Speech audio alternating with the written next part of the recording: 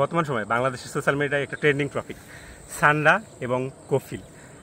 বর্তমান সময়ে যদি ফেসবুক এবং ইউটিউব এবং যদি আপনি ইনস্টাগ্রাম অথবা যদি টিকটক স্ক্রলিং করেন তাহলে দেখবেন বর্তমান সময়ে এই শব্দগুলো ব্যাপক প্রচলিত। তো যারা জানেন না এই শব্দগুলো কি, তাদের নিয়ে আজকের আমার এই ভিডিও।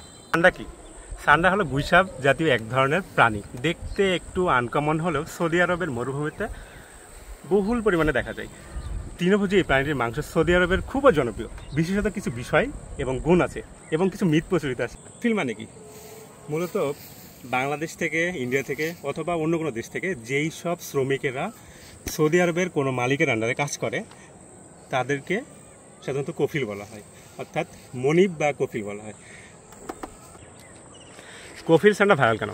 বাংলাদেশের শ্রমিকদের অনেকেই সৌদি কফিলদের জন্য সান্ডা ধরা, রান্না করা, এমনকি সান্ডার বিরিয়ানি পর্যন্ত বানিয়ে দিচ্ছেন।